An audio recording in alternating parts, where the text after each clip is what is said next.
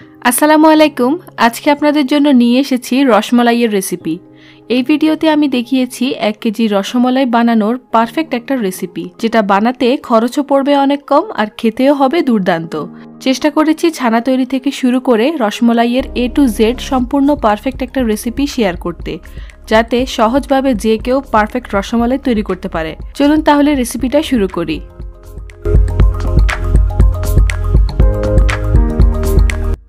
প্রথমে আমি ছানা কাটার জন্য 2 টেবিল চামচ ভিনেগারের সাথে হাফ কাপ পানি মিশিয়ে একটা সলিউশন তৈরি করে রাখব।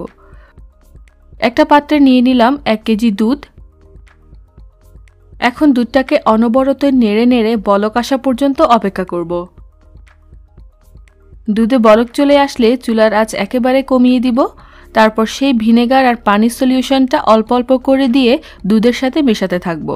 আস্তে আস্তে মেশাবো যাতে ছানাটা এরকম একসাথে দলা পেকে থাকে। ছানা হয়ে যাবার সাথে সাথেই ফ্রিজে ঠান্ডা পানি ঢেলে দিব, যাতে ছানাটা ওভারকুক না হয়ে যায় আর সফট থাকে। তারপর এটাকে একটা পাতলা সুতি কাপড়ে ঢেলে নিব। আবারও কিছু ঠান্ডা পানি দিয়ে ছানাটাকে ধুয়ে নিব, যাতে ভিনেগারের টক ভাব পুরোপুরি চলে যায়, সেই সাথে ছানাও পুরোপুরি ঠান্ডা হয়ে যায়। কাপড়টাকে একসাথে করে চিপে চিপে বাড়তি পানিটা ফেলে দিতে হবে।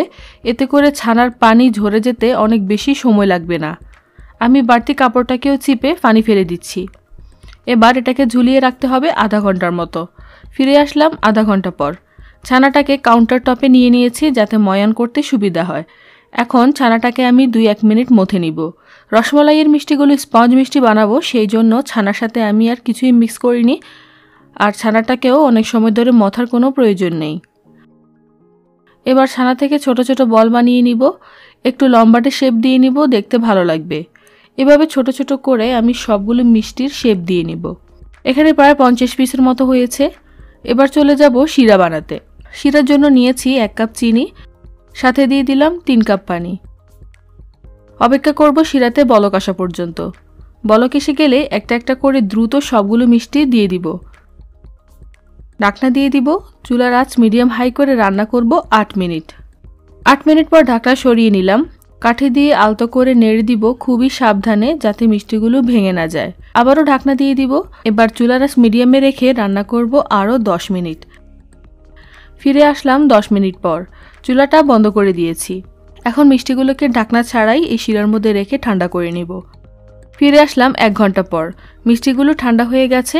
শিরাও কিছুটা ঘন হয়ে গিয়েছিল। মিষ্টির ভিতরে শিরা সম্পূর্ণরূপে ঢুকে গেছে। মিষ্টিগুলোও অনেকটা শক্ত দেখা যাচ্ছে, কিন্তু মালাইয়ে দেবার পর এটা পুরোই নরম তুলতুলে হয়ে যাবে। এখন বাড়তি যে শিরাটা আছে সেটা অপচয় না করে আমরা মালাই তৈরি করে ফেলবো। চুলার আঁচ বাড়িয়ে রেখে কিছুক্ষণ জাল করে নিলেই দেখবেন ঘন হয়ে গেছে। তারপর সেখান থেকে বেশিরভাগ শিরা তুলে ফেলবো, তা না হলে অনেক বেশি মিষ্টি হয়ে যাবে। আর এই শিরাটাকে খুব ঘন করে তুলতে যাবেন না, তাহলে ঘন শিরাটা ঠান্ডা হলে শক্ত হয়ে যাবে। আমি এখানে অন্য কাজের জন্য দেরি করে ফেলেছিলাম। যাই হোক, এখন দেখতে পাচ্ছেন শিরাটা ক্যারামেলে পরিণত হয়েছে। এবার আমি ক্যারামেল পুড়ে যাবার আগেই এতে হাফ কাপ গরম পানি দিয়ে দিব। ক্যারামেল পানির সাথে মিশে যাবার পর এতে 1 লিটার দুধ দিয়ে দিব। দুধটাকে জাল করে 700 গ্রামের মতো করে নিব। অর্থাৎ এটাকে কিন্তু অর্ধেক করে ফেলা যাবে না, কারণ মিষ্টি দেবার পর মিষ্টি থেকে ঘন শিরাটা রিলিজ হবে, অনেকখানি মালাই মিষ্টির ভেতরে চলে যাবে, তখন মালাইটা অনেকটা ঘন হয়ে যাবে। মিষ্টি থেকে রিলিজ হওয়া শিরার জন্য চিনির পরিমাণ বেড়ে যাবে, তাই এখানে আমি আর বাড়তি চিনি ব্যবহার করলাম না। আপনাদের যদি মনে হয় চিনি আরও লাগবে, তাহলে তুলে রাখা শিরা থেকে কিছুটা দিয়ে দিবেন। মিষ্টিগুলো মালাইয়ে দেবার পর একটা বলক উঠলেই আমি চুলাটা বন্ধ করে দিব। তারপর 2-3 ঘন্টা এভাবেই রেখে দিব। 2-3 ঘন্টা পর দেখতে পাচ্ছেন মালাই অনেকটা ঘন হয়ে গেছে। মিষ্টিগুলোর কালারও চেঞ্জ হয়ে গেছে, তার মানে মালাই এর ভিতরে ঢুকে গেছে।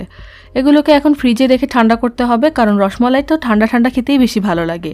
কিন্তু তার আগে আপনাদেরকে মেপে দেখাবো কতটুকু হয়েছে।